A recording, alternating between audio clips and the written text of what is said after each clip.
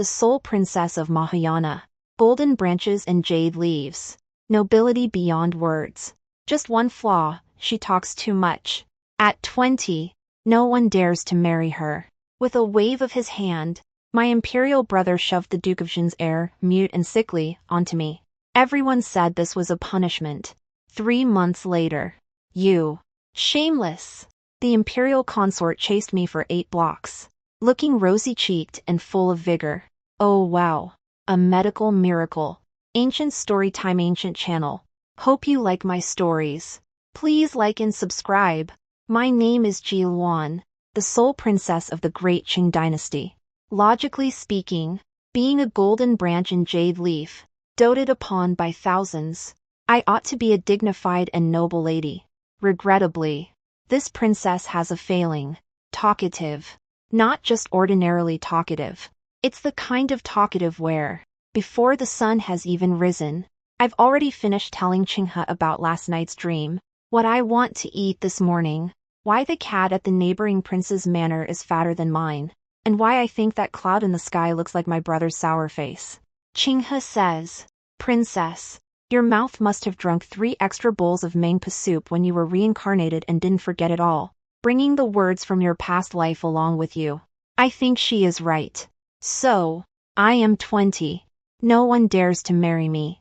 It's not that no one has come to propose marriage. It's that after the suitor waited in the side hall for half an hour and heard me arguing with the nanny in the next room for a full half an hour over whether osmanthus cake or juju paste shortbread tastes better, I take my leave. Imperial brother Ji Heng sat upon the dragon throne, the furrow between his brows deepening by another inch. Luan. Did you call me, brother? You don't look well today. Did you not sleep well again? Let me tell you, that old fellow newly arrived at the Imperial Hospital is quite interesting. He said that drinking a bowl before bed. Enough. The Emperor raised his hand. The entire hall of Supreme Harmony fell silent. The way he looked at me was like looking at a music box that could never be turned off.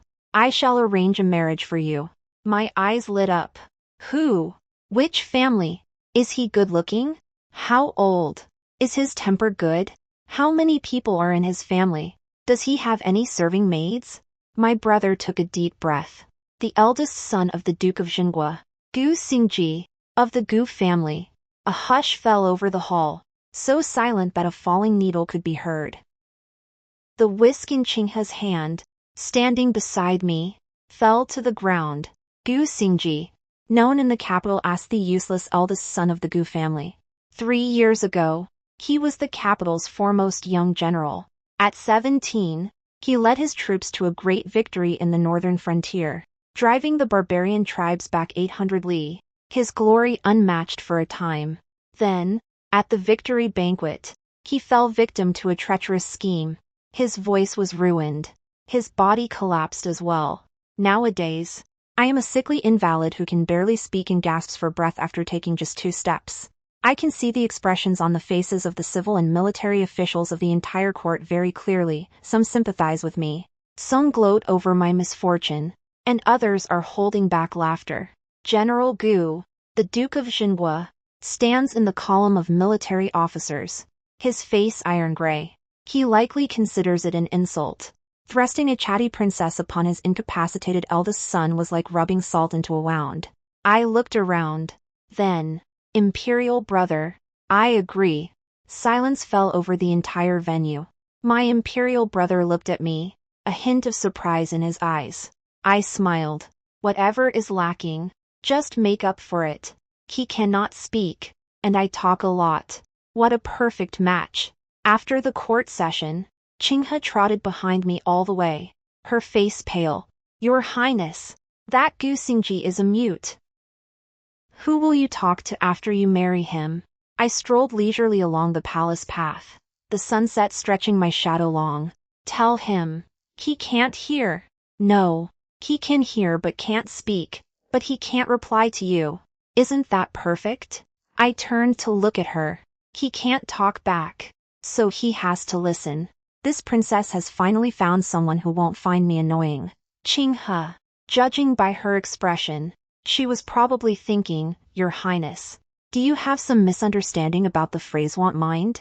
3 days later, the imperial decree arrived at the Duke of Jinhua's manor. It is said that after Gu Xingji heard the imperial edict, he sat in his wheelchair without moving for a long time. Then his attendant, a Zai, handed out a slip of paper on his behalf, on which was written, "Your subject obeys the decree." The strokes were vigorous, the characters as if carved with a knife. Nice. Looking at that note, I thought, with handwriting this good, his grip must be decent. He's not completely useless. There's hope. On the day of the grand wedding, a 10-mile procession of red dowry filled the streets. The pomp and circumstance were in full measure. After all, it was a princess marrying beneath her station. Although my imperial brother grumbled about me, he did not skimp on the display of grandeur. The betrothal gifts numbered 88 loads. The gold alone paved half of Chang'an Street. I sat inside the bridal sedan chair, and beneath the red veil, my mouth never stopped moving. Qinghe, tell me, why does this sedan chair keep jolting? Is the road uneven, or are the bearers just short-legged? Do you think the prince consort looks good in red today? I bet his face must be very pale, after all. He's been sick for 3 years, right? But a bit of pale should set off the red just fine. Qinghe, sitting beside me, had already closed her eyes to rest. Selective hearing loss. The bridal sedan chair touches the ground. Firecrackers erupt in unison. The matchmaker helps me alight from the sedan chair, supporting me all the way to the main hall. I peer forward through the red veil, vaguely discerning a silhouette. Sitting in a wheelchair, very thin, back held perfectly straight, like a broken gun forcing itself to stand. During the wedding ceremony, the matchmaker called out, "First bow to heaven and earth," and I bent my waist smoothly. The man in the wheelchair leaned forward slightly. Second bow to the high elders. The Duke of Jinhua sat at the head of the hall, his expression unreadable. The Duchess of Jinhua, Gu Xingji's birth mother, had slightly reddened eyes. Standing beside him was a young man, well-favored, with a smile playing at the corners of his mouth. Gu Xingyuan, a concubine's son. The look he gave me carried a subtle scrutiny, like watching a joke delivered to my door. I curled the corners of my mouth beneath the veil. Husband and wife bow to each other. I turned toward the person in the wheelchair. Through the gap in the veil, I saw a hand with well-defined knuckles resting on its knee. The fingers were long and slender, with thin calluses on the pads. Not like a hand that hadn't been used in 3 years. Interesting. Escort into the bridal chamber. The red candle flickers. I sit properly on the edge of the bed, waiting for the prince consort to lift my veil. I wait for a while. The sound of a wheelchair came from the doorway. Extremely light. Creak. It stopped about 3 steps away in front of me. Then there was no movement. I waited for about 10 breaths. It didn't move. I waited another 10 breaths. It still didn't move. Imperial consort? I spoke. No response. Gu Xingji? Silence. Imperial consort? Silence. Husband? Quiet. Hello? Dead silence. I reached out and lifted the veil. A flash of red light. The person before me came into view. Very thin. Thinner than I had imagined, but with an excellent bone structure. His brow bone was high and straight, his nose bridge sharp as a blade, and his jawline so clean it could cut paper. His eyes were an extremely deep black, like a dry well. No light. He was clad in a large red wedding robe, the loose garment accentuating the sharp, angular lines of his shoulders. There was no expression on his pale face. He looked at me. I looked at him. It was quiet for 3 seconds. "You really look good," I said sincerely. He paused for a moment. Probably didn't expect my first words to be that. "Let me tell you, I was worried before. What if the prince consort turned out to be hideous? Who would I have to look at for the next few decades? Right? But it turned out fine. He's a bit thin, but he has good features, this brow bone of yours. It's incredible. I'm telling you, I saw you once when I was little. You hadn't been injured yet. Riding horses and shooting arrows on the drill ground, you were so dashing. I was only 14 then, and I told Qinghe that when this person grows up, he's definitely going to be good looking. His fingers moved slightly. The wheelchair moved back half an inch. Don't back away, I'm just talking. That's all. You've been sitting all day. Aren't you tired? How about I help push you over to the bed? Do you want to sleep in the bed or in the wheelchair? Sleeping in the wheelchair isn't good. Your back will hurt. He lowered his head. He pulled a pen from his sleeve and wrote a line on the paperboard on his lap. He handed it over. I leaned in to look. No need to bother. We'll sleep separately. The handwriting was cold, every word distant. I finished reading and nodded. All right. So do you sleep on the left or the right? I don't mind. Actually, I'm not a very quiet sleeper. I tend to talk in my sleep, yes. I can be quite talkative when I'm dreaming. Once Chinghe said I got into an argument with someone in my dream. He closed his eyes. I squeezed my eyes shut. My brow furrowed. I grinned. Gu Xingji, you can't speak, right? That's perfect. From now on, only my voice will be heard in this house. You can't escape. The day after the wedding, before dawn, I was already awake. Habitually, the first thing I did after opening my eyes was to speak. The weather is nice today. I just dreamed of a huge koi fish. Do you think that's a good omen? By the way, when did you fall asleep last night? I think you stopped responding while I was still talking. I turned my head to look at the other side. Empty. The bedding was neatly arranged, as if no one had slept there. Oh, he didn't go to bed last night. I got up and walked around the room, finding him on the daybed by the window. A thin blanket covered him to the chest. Curled up on the narrow daybed, his breathing was extremely shallow. Fell asleep. Eyelashes are very long, casting a shadow beneath the eyes. The complexion is too pale, and the lips lack color. I crouched down and watched for a while. To be honest, he was indeed gravely ill. This pallor was not the fair complexion of one pampered and privileged, but the ashen white of a life burning out. My lord. A low voice sounded outside the door. It was Ah Zhai. Young master, it is time to take your medicine. I stood up to open the door. Zhai stood outside holding the medicine bowl. Seeing me, he paused for a moment, then hurriedly bowed. Your Highness. Rise. Rise, he hasn't woken up yet. Just leave the medicine there for now. I took the bowl and gave it a sniff. So bitter. Does he drink this every day? Zhai nodded. Without fail. Every day. For 3 years. Is it useful? Zhai pursed his lips. Said nothing. So it's useless. I walked back holding the medicine bowl. Gu Xingji was already awake. I didn't know when he had opened his eyes. He sat on the couch, looking at the medicine bowl in my hands, expressionless. Then reached out to take it, downed it in one go, without even furrowing a brow. I watched him drink the medicine. That kind of composure, it wasn't about not fearing hardship. It was simply not caring anymore. You know, I sat down across from him. When I was little, I was most afraid of taking medicine. Once, the imperial physician prescribed me a bitter dose, and I secretly poured it into a flower pot. The next day, that orchid died. He put down the medicine bowl. He didn't look at me. Later, Imperial brother found out and punished me by making me copy the classic of filial piety 30 times. As I copied it, I cried and complained to him that the imperial physician was deliberately trying to harm me. He turned his head slightly. He did glance at me. Just one glance. Then look away. But in that glance, there is a trace of an extremely faint, imperceptible. Forget it. Don't use that word. The corner of his mouth twitched. So slightly it was almost invisible. But I saw it. You want to laugh, right? I'm holding it in. Fine. You hold it in. Let's see how long you can hold out.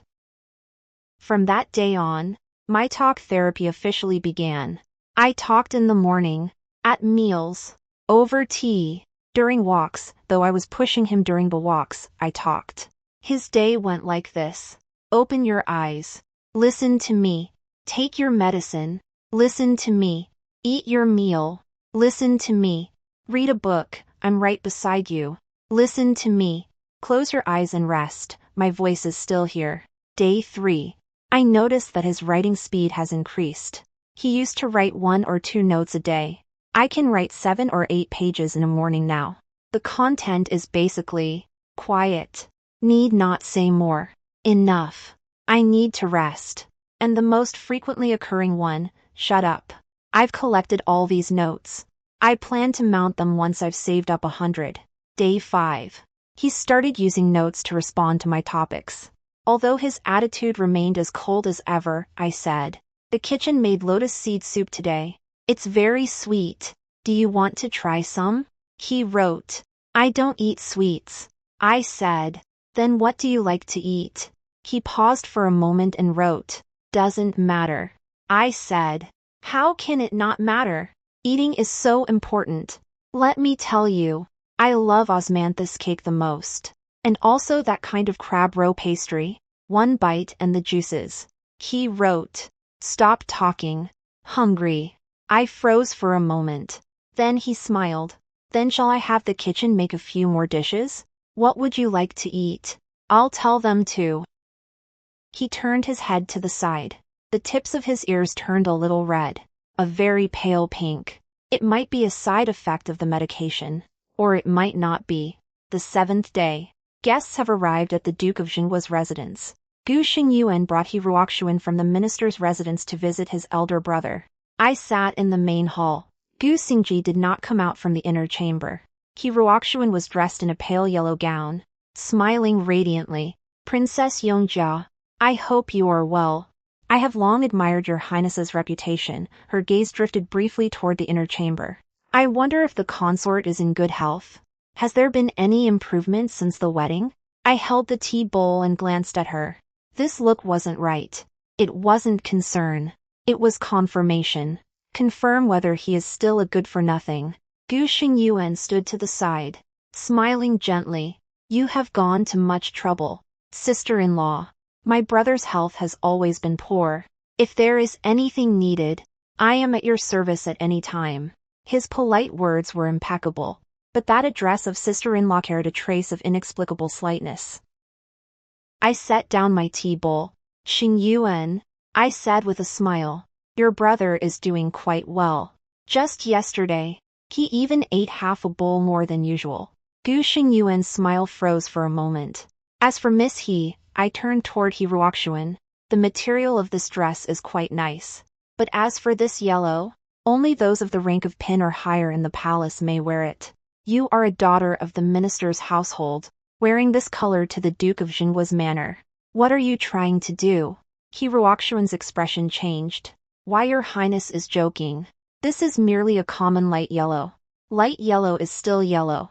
The sound of me setting down the tea bowl wasn't loud, but the main hall fell silent. I smiled. It is well known that I have a loose tongue. If word of today's incident gets out, I won't be able to stop my own mouth. Right? He Ruoxuan's hand clenched tight inside her sleeve. The smile on Gu Xingyuan's face finally could not be sustained. When they left, I stood at the doorway watching them go. "Take care, remember to change your clothes next time you come." The door closed. I turned and walked back, passing the door of the inner room. The door was slightly ajar. Through the crack, I caught a glimpse of those pitch-black eyes, like a dry well, looking right at me. Half a month since the wedding, Gu Xingji's changes were subtle, yet unmistakable. First, he no longer curled up on the narrow couch by the window. On the 10th day, he started sleeping in the bed, on the farthest side, a whole bed's width away from me. They even placed a row of pillows in the middle as a boundary line. "Are you building the Great Wall?" I asked, pointing at the row of pillows. He glanced at me. His expression seemed to say, "It's necessary." Secondly, the content of his daily notes changes. At first, it was shut up and quiet. Now, occasionally, there appears, and then, although after writing it, he would turn the paper over with a blank expression, as if those 3 words hadn't been written by him. But I saw it. The third change was the most subtle. His complexion looked a little better. It's not much better, but that ashen look of being burned out has faded a bit, and occasionally a trace of color can be seen on his cheeks. I told Ajay about this discovery. Ajay paused for a moment. Your Highness, the young master's complexion has been deteriorating for the past 3 years. It has never improved. Has it improved now? I am not certain. But these past few days, the young master does indeed look more spirited than before. Jai hesitated. At the very least, he is willing to eat. I stroked my chin. This princess's healing powers are starting to show results. Continue. Day 18. Something happened. That afternoon, as usual, I was pushing Gu Xingji around the courtyard for a stroll.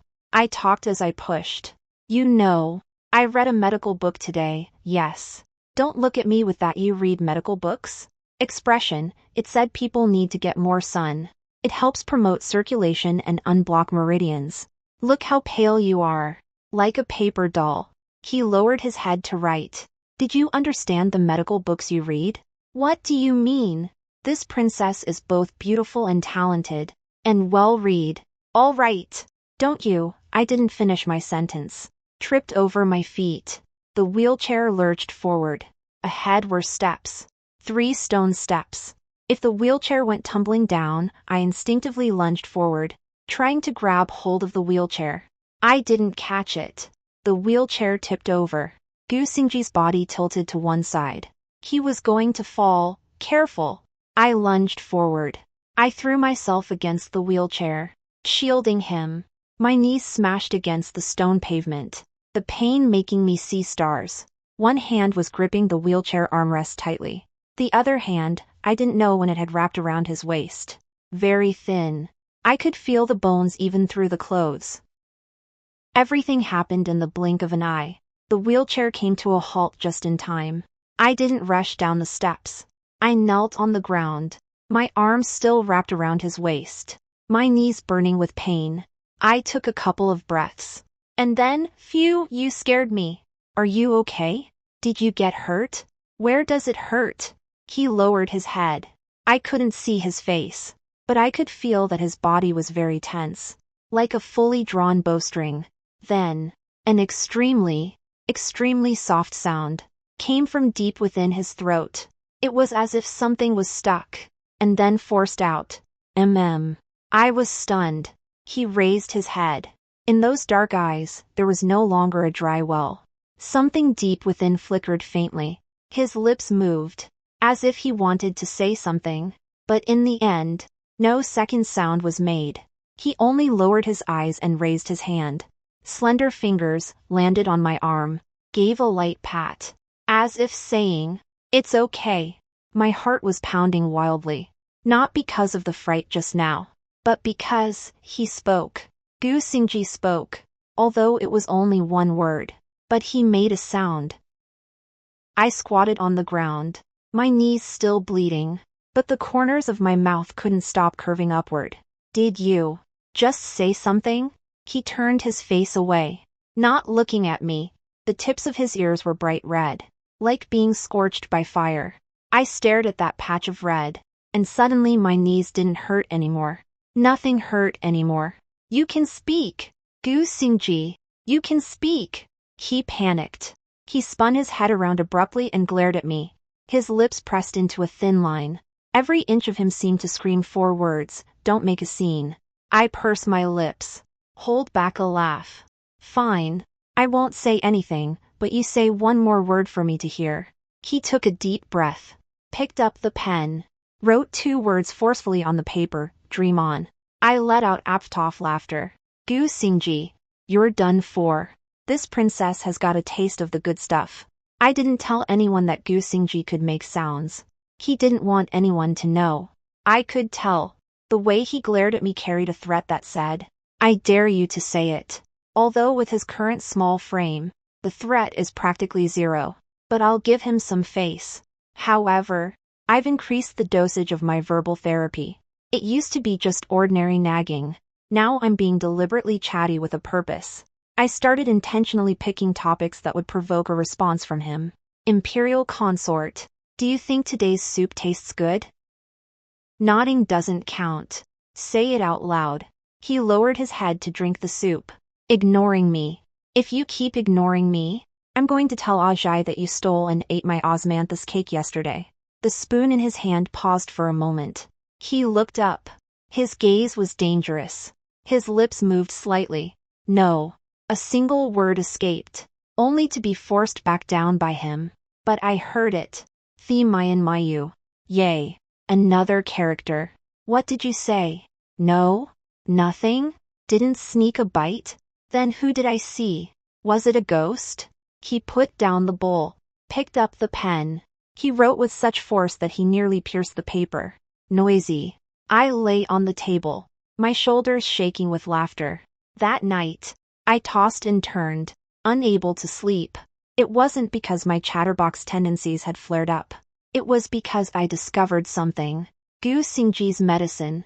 There is a problem with it. This afternoon, I happened to pass by the pharmacy and saw Ajay brewing medicine. I've smelled that scent for half a month now. I could recognize it even with my eyes closed. But today, there was an additional scent, bitter with a touch of astringency. It wasn't bitterness itself, but the scent I used to smell in the imperial hospital in the palace. Wu grass. That thing isn't for curing the illness. It's for suppressing it. Suppressing what? The circulation of qi and blood. In other words, there is an ingredient in this medicine that isn't meant to make him recover, but to keep him in a state of incurability. Who tampered with his medicine? I lay in bed, looking up at the top of the canopy. The sound of very light breathing came from beside me. He was asleep. His breathing was steady, yet extremely shallow, as if he were conserving every single breath. I turned my head to look at him. Moonlight leaked through the crack in the window, falling on the side of his face. Asleep, Gu Xingji lacked the coldness and defensiveness he had when awake. His brows were relaxed, looking like an ordinary 20-year-old. I suddenly felt a pang of heartache. 3 years. Sabotaged for 3 years. Looked down upon as a useless waste for 3 years. Taking tainted medicine. Trapped in a wheelchair. Unable to even speak. Who did this? My gaze falls out the window. The moonlight was pale and cold.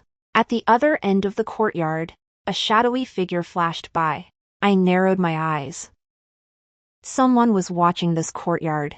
The next day, I did 2 things.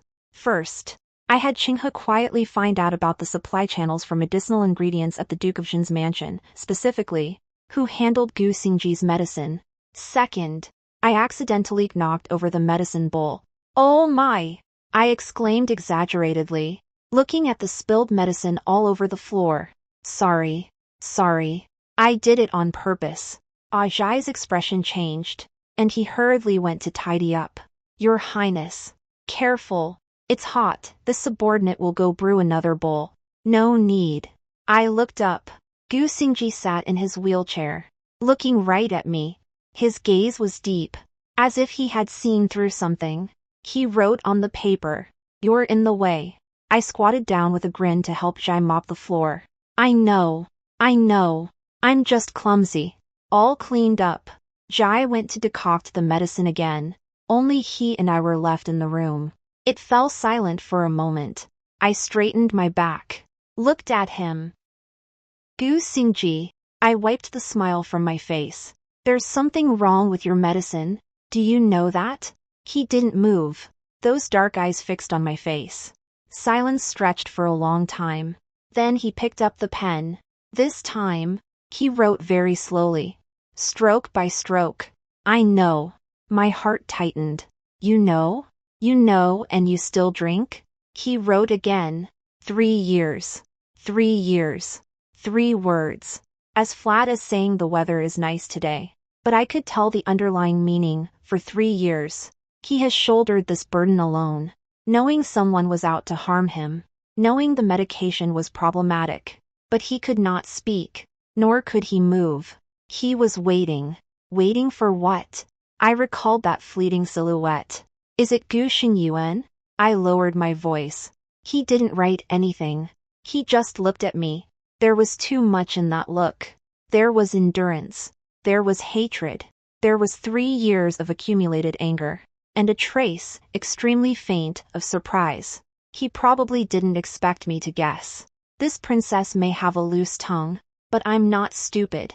I crouched before him, looking him in the eye. Your throat was truly damaged, but it hasn't improved in 3 years because that medicine has been suppressing you all along, right? He lowered his eyes. A long while. He wrote a single character. Right. Then why don't you tell the Duke of Jingua? Why don't you tell your father? The tip of the pen paused on the paper for a long time. Finally, he wrote, I can't bring myself to say it. 4 words. It's not the kind of speechlessness where words fail you. It's the kind where I can't bring myself to say, that man is my brother. And to my father he is also a son. Who would believe the accusation of a disinherited eldest son like me? I looked at those 4 words. Suddenly, all the chatter and gossip vanished. I stood up. Fine, you don't have to say it. This princess will say it for you. Gu Xingji looked up abruptly. His lips parted slightly. His Adam's apple bobbed. A third sound was uttered, don't. A single, complete word. Clear. With hoarseness and brokenness. But clear. Don't. Panic appeared in his eyes for the first time. Not for yourself. It is for me. Don't get involved. He wrote another line with trembling hand. The strokes chaotic. He will come after you. I looked at his pale face. For the first time, I felt, this man is not useless. Not useless at all. From that day on, things began to accelerate. I quietly did a few things. First, changing the medicine. In the name of the princess, I summoned an imperial physician from the palace to tend to the consort's health. I trust the people from the imperial medical office. The prescription they prescribed had the Wu Tao removed. No one at the Duke of Xingua's manor could stop the princess from summoning an imperial physician. Not even Gu Xingyuan. Secondly, the frequency of my chatter has doubled. Not without cause. It was in front of everyone in the residence that I inadvertently brought up various pieces of information. For instance, when I ran into Gu Xingyuan in the garden, I would say loudly, "Oh my consort, you look so much better today. Let me tell you, after the imperial physician changed the prescription, the results have been excellent. It really was the right remedy for the illness. I don't know how that prescription from the past 3 years was formulated. It was completely useless." The smile on Gu Xingyuan's face visibly stiffened for a moment. For instance, I would also casually mention in front of my in-laws, "Mother, did you know? The imperial physician said the consort's throat isn't actually damaged beyond repair. It's just been suppressed and hasn't healed. He also found it strange, by rights. There should have been some improvement after 3 years." The expression of the Duchess of Jin changed. She glanced at Gu Xingyuan. Gu Xingyuan smiled and chimed in, "The imperial physician isn't necessarily entirely right. Sister, you need not take it too seriously." "Is that so?" I blinked. But the imperial physician made so much sense. That night, someone sneaked into our courtyard. Discovered by Ajai. The intruder left no trace, but the door to the pharmacy had been tampered with. The new medicine had been swapped back. I stood at the entrance of the pharmacy, looking at that bowl of medicine, once again bitter. I laughed. "Hurry." The sound of a wheelchair came from behind. Gu Xingji appeared under the corridor. The moonlight shone on his face.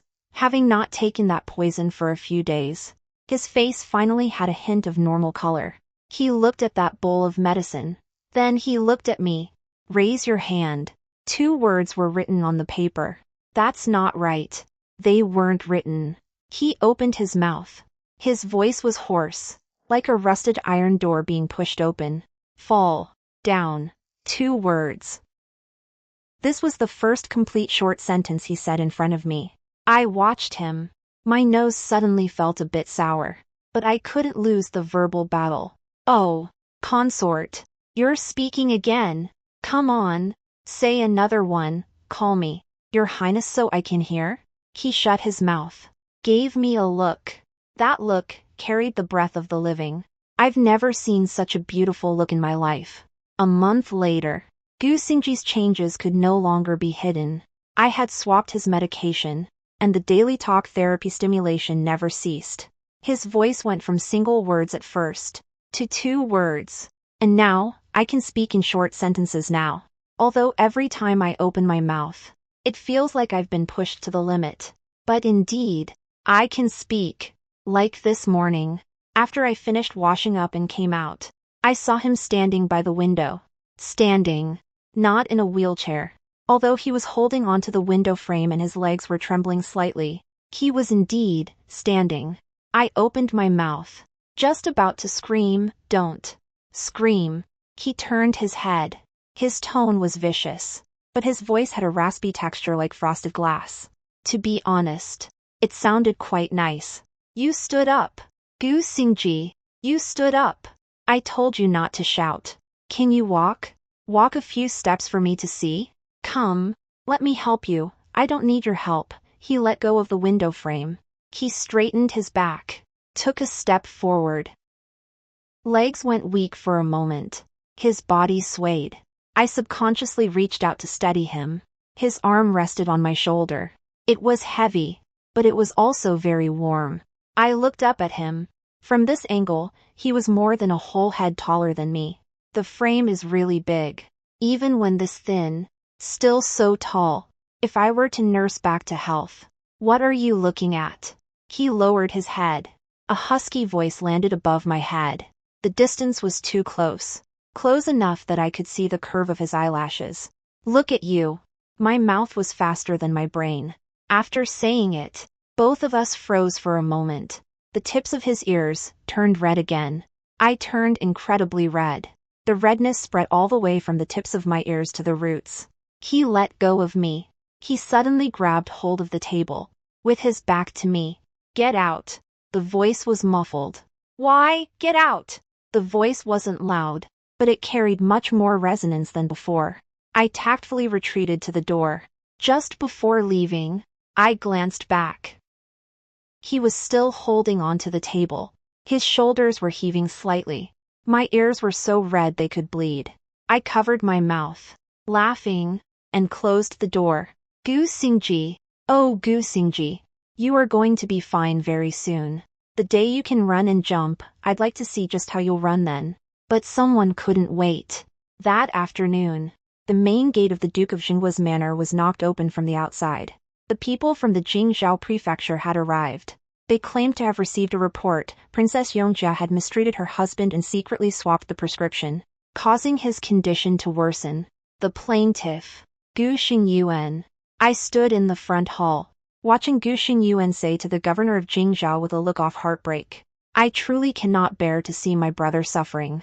Since Her Highness the Princess married into the family, my brother's prescriptions have been altered without authorization, and his health has been deteriorating day by day. I have been worried day and night, and had no choice but to. He spoke with tears streaming down his face. The acting is so convincing. The governor of Jingzhou looks troubled. Several noble women are standing nearby. Watching the spectacle, the news travels fast. I glanced in the direction of the rear courtyard. Today. Enough. Gu Xingyuan. I smiled. Are you sure your brother is going from bad to worse? Gu Xingyuan paused. What does your highness mean? I turned my head, glanced in the direction of the rear courtyard. That direction. Footsteps approached. 1 step. 2 steps. 3 steps. Every step landed heavily, but very steadily. Everyone followed my gaze. A figure appeared at the end of the corridor. Slender, upright, clad in a plain white robe, not sitting in a wheelchair, without anyone supporting him. Step by step, he walked over. His face was still pale, but his back was straight. His gaze was cold and heavy. He walked to the front hall. Under the stunned gaze of everyone, he stopped, then looked at Gu Xingyuan. Gu Xingyuan's face, in this moment, turned from grief to disbelief, like being punched in the face. Brother. You. Gu Xingji looked at him. Open your mouth. The voice is hoarse, like a blade scraping across coarse sand, but every word is crystal clear. Go far. 2 words. Gu Xingyuan's knees went weak. You aren't supposed to say, you really wish I couldn't speak. 7 words. Each word carried the weight of 3 years. Gu Xingyuan's face turned deathly pale. The governor of Jingzhou stood there dumbfounded. The ladies who had come to watch the excitement even forgot to put down their teacups. I stood to the side, arms folded. Watch the show. All right then. This princess stock therapy has taken effect. Gu Xingyuan didn't expect this day to arrive so soon.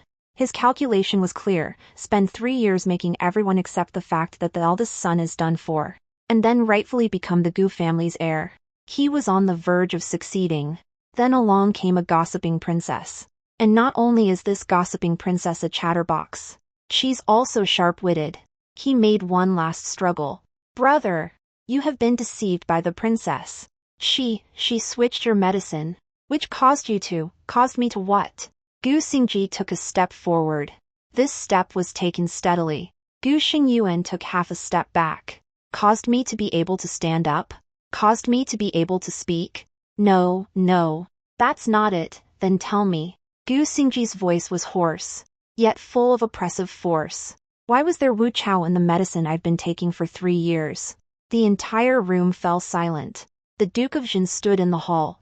His expression changed instantly. Black herb? The old general's voice was low. Father. Gu Xingji turned to him. Every dose of medicine I have taken over the past 3 years has contained black herb. It wasn't for treating my throat, but for suppressing my blood and qi. Who handled my medicine? Father knows better than I do. The Duke of Jin looked at Gu Xingyuan. Gu Xingyuan fell to his knees with a thud. Father, it wasn't me. I didn't, brother. You're slandering me, Xingyuan. The Duke of Jin's voice was like a stone striking the ground. Who is in charge of the medicine room? Gu Xingyuan's lips trembled. It is my son who is in charge. But my son absolutely did not. Did not? I interjected. A few days ago, someone sneaked into our courtyard in the middle of the night and swapped out the new medicine prescribed by the imperial physician. Zhai saw it with his own eyes. Someone come. Zhai walked out from the side door, holding a wooden box in his hands. The wooden box was opened. Inside was the bowl of medicine that had been swapped back, kept under seal, and a prescription document from the imperial physician, written in black and white. This medicine contains 3 qian of wuto herb. Long-term consumption can lead to stagnation of qi in blood, and atrophy of the vocal cords. Gu Xingyuan's face turned ashen. It was like being splashed with a basin of ice water. He still wanted to struggle. This is a frame-up. You and brother colluded. Gu Xingji walked up to him. 2 people face to face. The legitimate brother and the illegitimate brother. One has just emerged from 3 years of silence. One kneels on the ground. Xingyuan. Gu Xingji looked down at him. You've been afraid of me since you were little. I'm not. The day my voice was ruined. Did you smile? Gu Xingyuan's body stiffened. Who arranged the poison at the celebration banquet 3 years ago? No, I'll give you a chance. The voice wasn't loud, but everyone present heard it clearly. Speak for yourself. Gu Xingyuan collapsed to the ground. All pretense shattered in this moment. His eyes reddened. His body trembled incessantly. His lips quivered. It's me. The voice was as faint as a mosquito's buzz. It's me. I can't take it. Why is it that just because you are the legitimate son, you have everything? Why is it that no matter how well I do, father never sees it? The Duke of Jinhua closed his eyes. He aged 10 years. It was all over very quickly.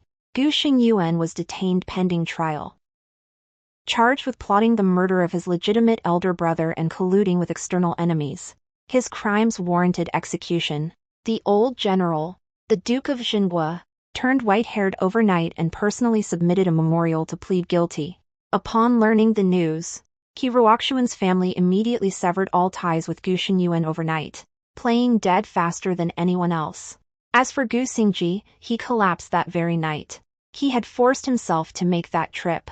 Back in the room, he collapsed onto the bed. His face was terrifyingly pale. I sat by the bed, holding his hand. His hand was terribly cold. You scared me, I said. He had his eyes closed. The corner of his mouth twitched. A rasping voice squeezed from his throat. Worth it. You're still being stubborn. You can't even stand steadily right now. Do you know that? What if you fall today? What if you can't hold on and collapse in the front hall? You, noisy. One word.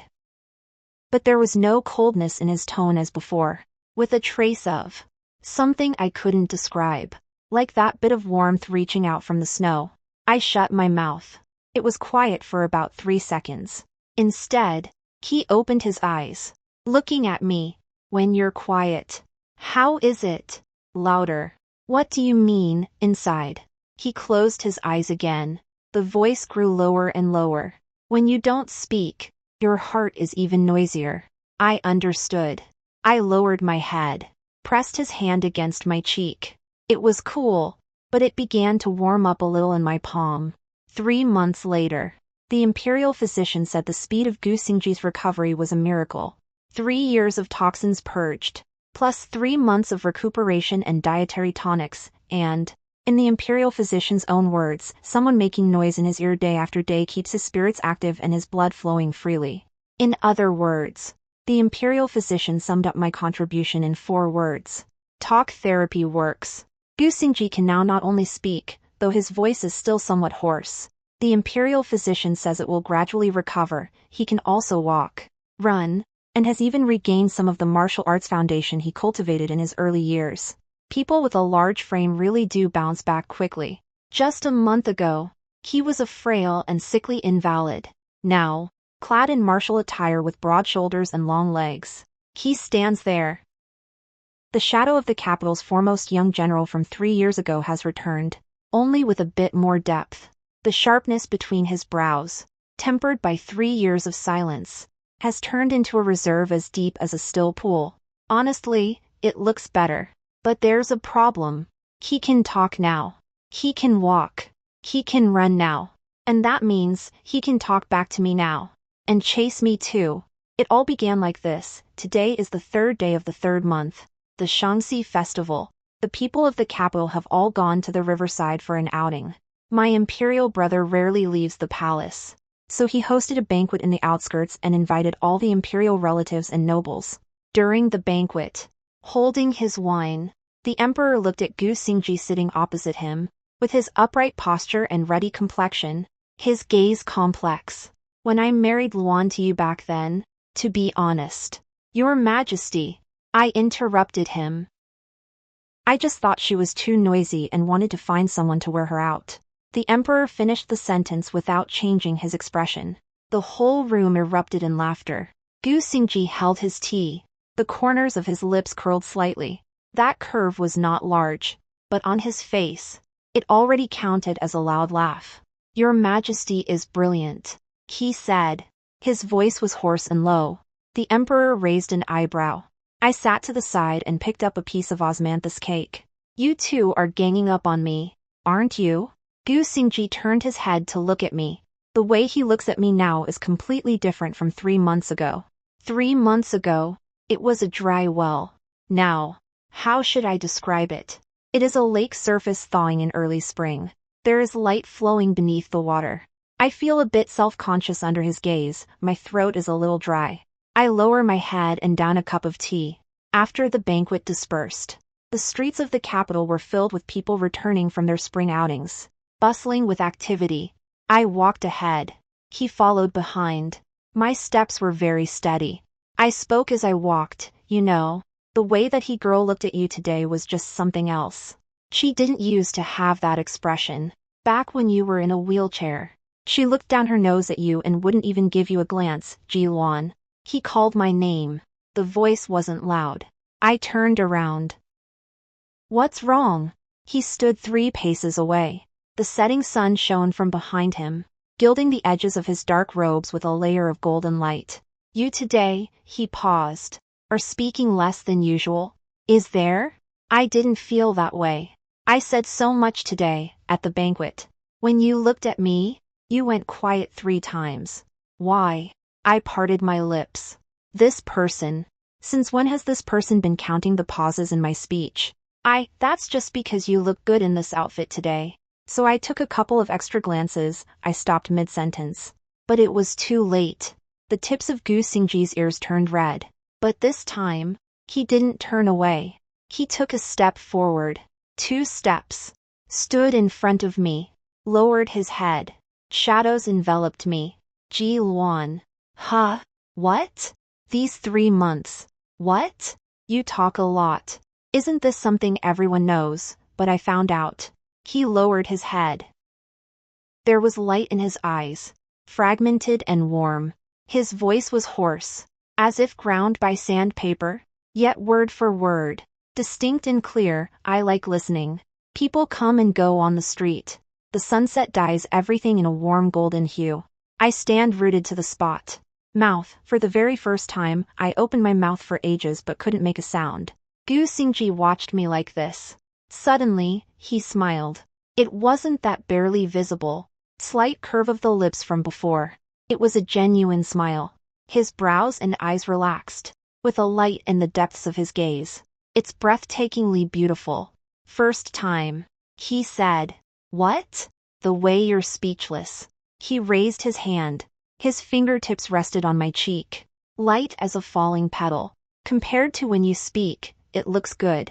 As for what happened later, Gu Xingji recovered completely. Not only was his voice restored, though it retained that low, raspy quality forever, his body was nursed back to health as well. He can ride a horse, shoot an arrow, and wield a spear. The Duke of Jingwo wept in his study. The Empress Dowager held his hand, calling him good child for a long while. The Emperor patted him on the shoulder and said, "From now on, the burden of the Duke of Jingwo falls to you." Everyone thought it was a medical miracle. Only the imperial physician stroked his beard and sighed. Her Royal Highness's mouth is truly formidable. And regarding the matter of you are shameless, here is what happened. One day, I accidentally, and I really do mean accidentally, let it slip in front of his mother, saying, "Did the prince consort wet the bed when he was little?" I heard Ajay say. Gu Xingji's face turned green. In an instant, his expression changed from that of a gentle gentleman to one of a killer. Then he stood up and walked toward me. I turned and ran. He chased. The person who used to be out of breath after just 2 steps 3 months ago was now chasing with the vigor of a tiger. I ran out of the main hall, ran through the corridor, ran out of the main gate, rushed onto the main street. He was chasing behind. 1 street, 2 streets, 3 streets, 4, 5, 6, 7, 8 streets, a full 8 streets, without pausing for breath, with a ruddy complexion and full of vigor. Finally, I was cornered in a dead end, with my back against the wall, panting heavily. He walked over, step by step, a thin layer of sweat on the forehead. Stand still, pointing at me, face red and neck thick. You, shameless. Voice like a bell. The entire alleyway was echoing. I was gasping for breath, looking at his flushed face and bulging veins. I laughed, laughing so hard he couldn't stand up straight. Your Highness, you just ran 8 streets, in one breath, without stopping. He paused for a moment. He lowered his head and looked at his own legs. I looked back in the direction I came from again. The anger on his face faded bit by bit, replaced by an extremely complex expression. Yeah, 3 months ago. Someone who was out of breath after just a few steps. Just chased down 8 blocks. Not even my steps faltered. I leaned against the wall, watching him. Gu Xingji. Hello there. He stood at the entrance of the alley. The setting sun slanted in from behind him, gilding his entire being in gold. He looked at me. For a long moment, the corners of his mouth curved. In that curve, there was helplessness and indulgence. There is one more thing, unwilling to admit, gratitude. He walked over and stood before me. He reached out his hand. I thought he was going to hit me, but it turned out his hand landed on top of my head, rubbed it a little, light, then turned around and left. Go home. The voice sounded muffled. The tips of the ears were bright red. I stood in the alley, touched the hair he had ruffled. Hey. Hee. Oh right. Later on, a legend began to circulate in the capital. They say the mouth of the wife of the heir to the Duke of Jingwo can bring the dead back to life. Whosever child refuses to speak, they all want to send the child over for me to say a few words. Me. Gu Xingji sat to the side, drinking tea. That curve at the corner of his mouth was just begging to be punched. What are you laughing at? He put down his teacup, glanced at me. A hoarse voice slowly uttered 3 words, talk therapy. I grabbed a teacup and threw it at him. He dodged to the side. LOL.